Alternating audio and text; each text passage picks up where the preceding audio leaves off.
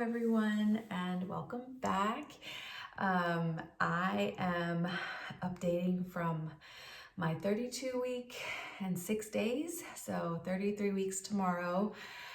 Feels bizarre, honestly. It's really going by really fast. I have a little bit of news today. I met with a team of midwives that are going to be with me for a home birth. It's been a lot of back and forth. If I'm gonna have a home birth, if I'm gonna be able to get people to come all the way over to where I'm moving, which is an hour and a half away from here, in Halmstad, and we move in 2 days, or 2 more days of packing, but we move on August 1st. So this will be my last vlog here. You might hear a lot of echo sounds now because it's a very empty room.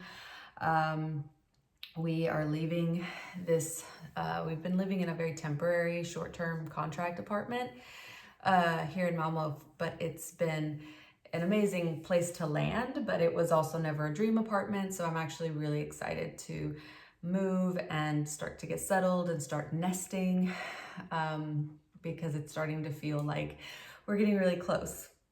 But I did get a call from my primary midwife that I was wanting since I literally have been in the States the whole time. I've been following her journey, and she's been doing lots of home births, and we worked together in the hospital in 2013 to 2015. And she was that midwife that would go into patients and she would sit on the bed and she would really like, what kind of birth would you like? And she was very nurturing. And so I remember her very well, and we had many beautiful births together. And you know, some midwives you just kind of click with more than others, but I really, really love her. And her name is Marie-Louise, and she runs like a regional company here in this Skåne where we live, and does a lot of home births. So I'm very, very honored and just feeling incredibly grateful and lucky that I get to have her at my birth. And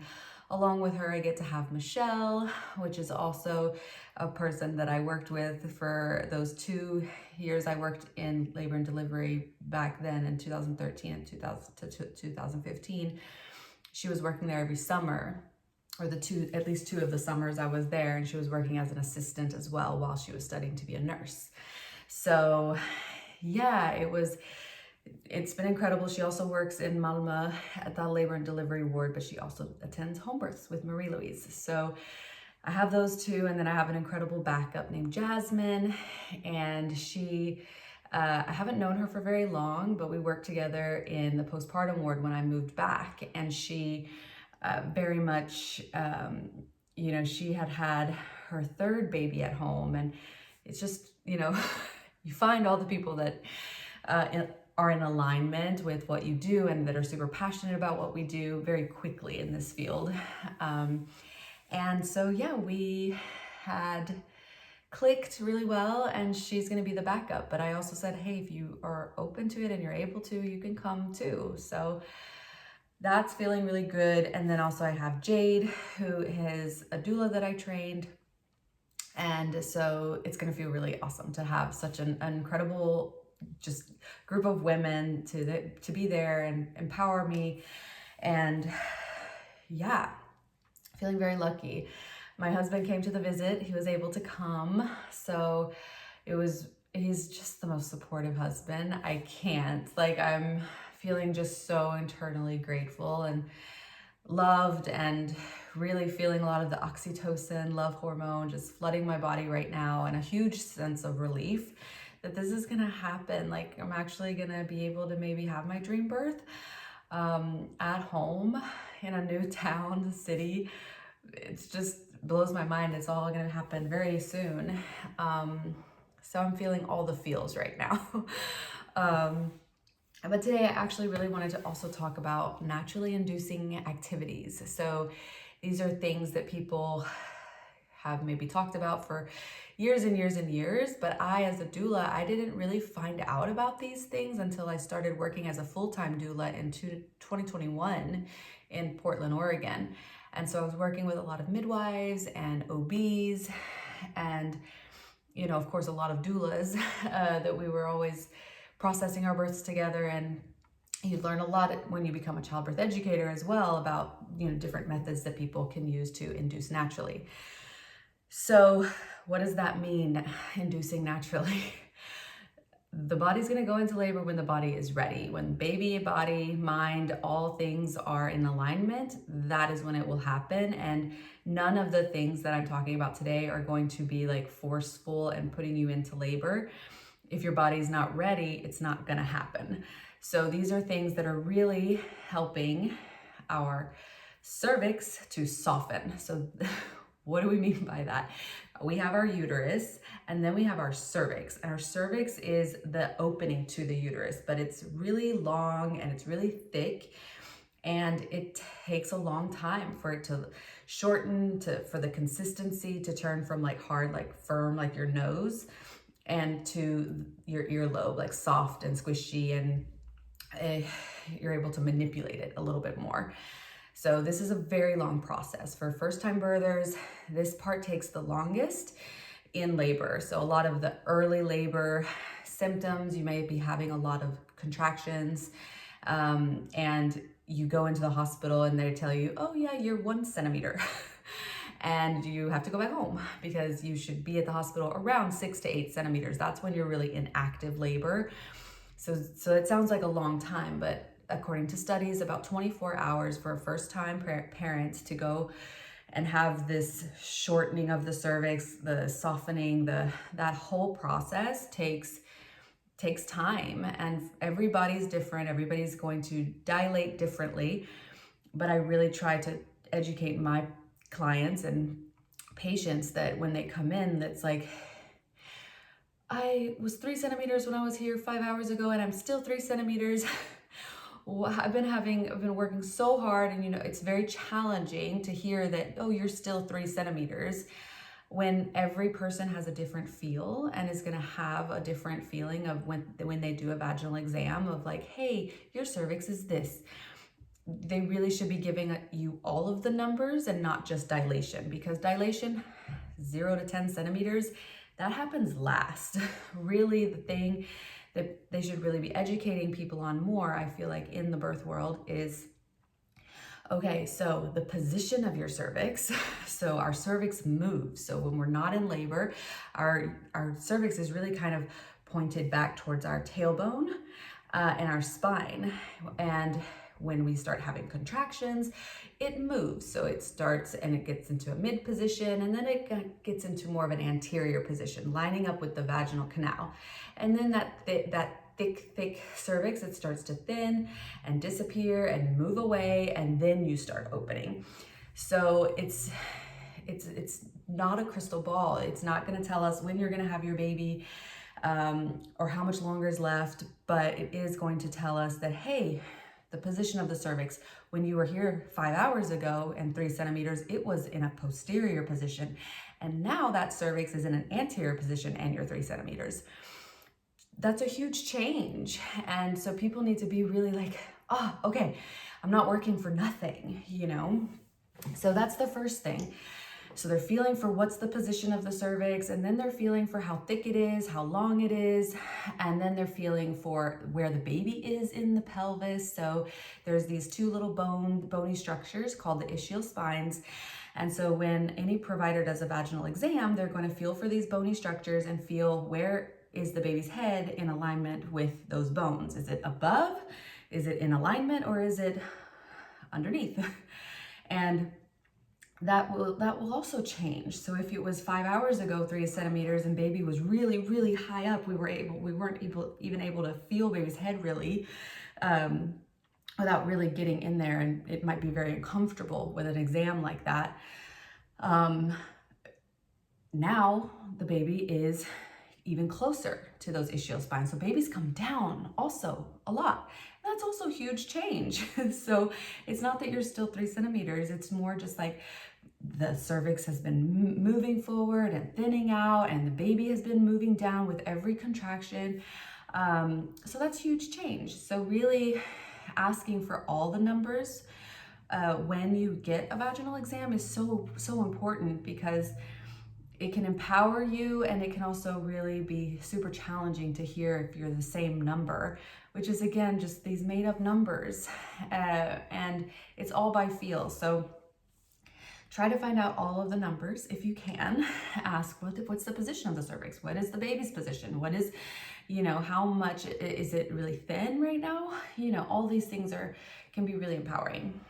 So that would be my first advice. So talking about that, all those 5 things that they're checking, they put into their chart in their charting system of what your Bishop score is. And what your Bishop score is really how favorable your cervix is for labor.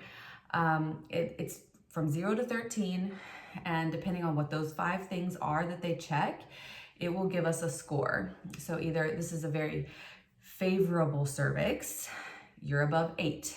If you're not really quite in that place of a very, manipulative, you can't manipulate the cervix very much, you're reaching really far back when you're doing exams, these sorts of things, that is usually below an 8. So if you go in for an induction, for example, then what they're going to start with is a vaginal exam, add all these numbers together, and put you on, okay, you need to start with this type of method of induction or this type of method. And if you're below an 8, you're looking at more of a medicalized experience, because usually what they're using is, we'll talk about it all at a different time, but it can be, everyone's different. It can be a longer induction process. If you're starting at your Bishop score is 0, your cervix is so not ready for birth, and it's going to take time to get your body and baby ready. And mentally too, it's going to take some time. My longest induction was 4 days in the States. So just to give you a little bit, but she was starting at 0 because she was getting induced because she had preeclampsia, which is a very high risk condition, and one that is, baby is safer on the outside than in the inside. So we take that as a decision to be made, and we induce. But we also have patience, a lot of patience, because this isn't just a straightforward process. This is working with hormones. This is working with all different types of meds. But she had her baby beautifully after 4 days of really working so hard. The first 2 days, not a lot is happening, because again, that ripening process, it takes a lot of time to get into that 6 to 8 centimeter place of labor. So again, there's no right or wrong way to have a baby, all these things. But what's important is that you're educated going in, finding out what your Bishop score is, especially if you're being induced. These are important questions to ask if you're getting a vaginal exam at all, so you can make more empowered decisions alongside your whole birth. And so that, long story short, Bishop score is very important to know.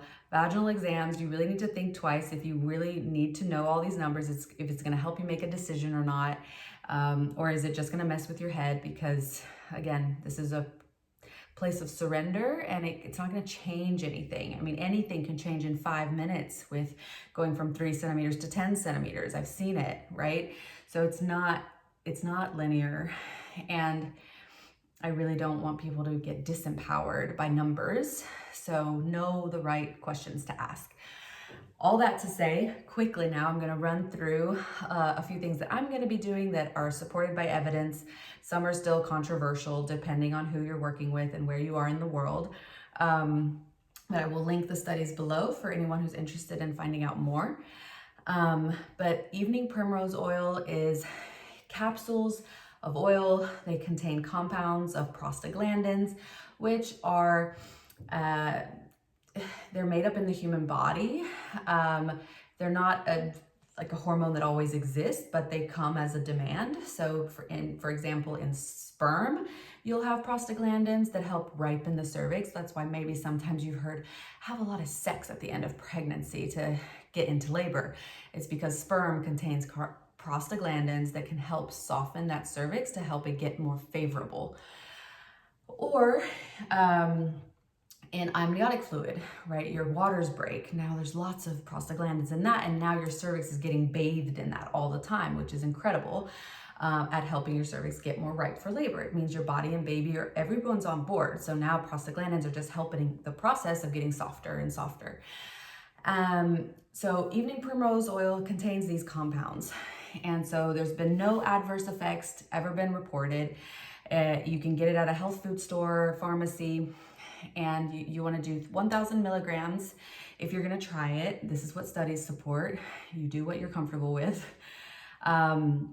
However, when I was working in Portland, Oregon, a lot of midwives, especially home birth midwives, would recommend starting at 36 weeks. Some at 37 weeks, but some were at 36 weeks to start taking evening primrose oil every night before bed. 2 orally, 1 vaginally. And so it has shown to decrease the 0 to 6 centimeter, that time that takes the longest for the cervix to ripen, up to 24 hours or more for a first-time person birthing. It helps shorten the length of early labor, and it also helps or can support not going past your due date. So these are, of course, I've had some clients, they did all the things, they still went to 42 weeks. Baby and body, mind, we're not ready, and that's okay.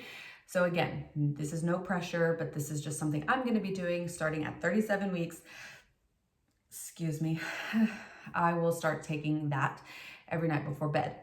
Mind you, it is an oil, so it will melt when you are going to bed. So if you sleep naked, for example, make sure to sleep under a towel so that your sheets don't get spoiled, or sleep with underwear and like a little panty liner or something. So yeah, those are things, that's something I'm going to be doing. And then we have hand expressing of breast milk. So this is a topic I can talk about so long as breastfeeding. I'm very passionate and very well educated from all the incredible professionals I've worked with in the United States. I've just been mind blown. And so hand expressing breast milk before your baby is a really, really good idea. It releases oxytocin. It helps your cervix ripen for labor. So what it is if you're planning to breastfeed, you have colostrum in your breast from week 20 of pregnancy. So what you're doing is really learning a skill for your entire breastfeeding journey, however long you want to breastfeed. And you're learning a skill, you're releasing oxytocin, you're helping your cervix get more ripe for labor, and you can save this colostrum in these syringes, and I will link that below as well, but you can save it. So the first couple times you may not get a lot. I usually recommend clients like go get a shower, then you heat up your body, and so it helps your milk ducts open up more. So take a warm shower, go watch a nice, relaxing, funny show, and try it for like 15-20 minutes, starting at 37 weeks. And you will see it will come. It may not come right away, but you might get a drop or two the first time you try it. You don't need to save that. Breast milk contains stem cells, which are actually the best thing for healing cracked nipples, or if you have a lot of pain. I recommend smearing those nipples with your own colostrum or breast milk, and using airflow. So just walking around without a bra or anything on, and extra virgin organic coconut oil, because it also is antibacterial. So like using one or the other, depending on how injured it feels. And so we're not going to injure our nipples before the baby, right? But we're going to also learn how to help the milk out. So we're going to save because the more breast milk we remove, the more we're going to make. So every day, if you do this a little bit, you're going to get a little more each time. And so when you start getting enough to put on like a spoonful, you're like, okay, I have a spoonful of colostrum. I want you to use the syringe, suck it up, and start storing it in the freezer. And these syringes, bring a handful of them to the birth location that you're going to be birthing, and have them at the ready for when birth happens, because there are lots of things that can happen in birth. Some babies are born really fast, some take a lot of time, some babies can be really shocked or stunned at birth, and then usually, especially if you're at a hospital, they'll want to supplement with formula to help the baby recover from this intense event. And there's a lot we can talk about when it comes to breastfeeding, but if you don't want to give your baby formula, have your colostrum with you. It's the best thing for baby, and you'll still have lots ready for when baby's ready to breastfeed also.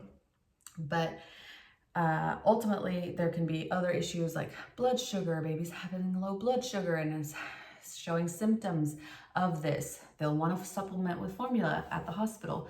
So really just having this is it's just another empowering thing. It was like, oh, I have all that for my baby. We'll give them that and see how they do. And then, you know, the more formula we give babies in the beginning, the more it interrupts the breastfeeding process. So that is why I'm very passionate about teaching it. For all my clients, I'm always open like, hey, do you want me to teach you how to express breast milk? Because this is like a crucial skill. And pumping with like an electrical pump or any kind of hand pump, you might lose drops in all these little parts that are in these hand-made devices. So it's better to just like every little drop is gold. So you want to catch every little bit in the beginning. And it helps your milk come in faster as well. So usually first-time parents, your milk is coming in between days 3 and 5. Because babies are fine with just a few drops those first 2 days. But if you're in the hospital, it can be a little nerve-wracking of like, oh, my baby's hungry. It hurts to breastfeed. Like, we'll just give formula. It's very easy to land in that kind of a place. So now it will just be another thing to empower you. And now again, I'm getting super long because those are the two things I'm most passionate about. But those are the two things I'm going to start doing at 37 weeks is hand expressing colostrum and saving it, and then also doing the evening Primrose Oil. I also am going to get like self-care treatments like a foot massage, pedicure, maybe a massage, mainly to, again, help my nervous system be in a very relaxed place. And there's also acupressure points that can be stimulated to also help cervical ripening. Dates, medjool dates, eating dates is another thing that we hear all the time. I feel like what I hear the most is like, oh yeah, eat 5 to 6 dates a day. And that's a lot of sugar. I love dates. I have 2 dates a day in my oatmeal every day. So I love dates. I'm gonna have date bark at my birth, which is just medjool dates, peanut butter, melted chocolate, and then freeze that. And then you can just kind of crack it into pieces and just like kind of munch on that. It's great minerals and vitamins and can also really help with cervical ripening, what studies show. But I'm gonna try and not eat only that because again, it's a lot of sugar. Different circuits, so different types of movements I'll be doing, and I'll do a whole video on that as we get closer. And yeah, so that's pretty much what I wanted to talk about today. And yeah, I'll end with showing my belly because now we are at, oh my God, 33 weeks tomorrow, which is really bizarre. But yeah, so that's it for today. Thanks for sticking with me and following along on my journey. And I will talk to you guys when we're in our new apartment. In the meantime, you can expect a few videos and interviews that I've done with some friends and doulas. So I hope you enjoy those in the meantime. Okay, talk soon.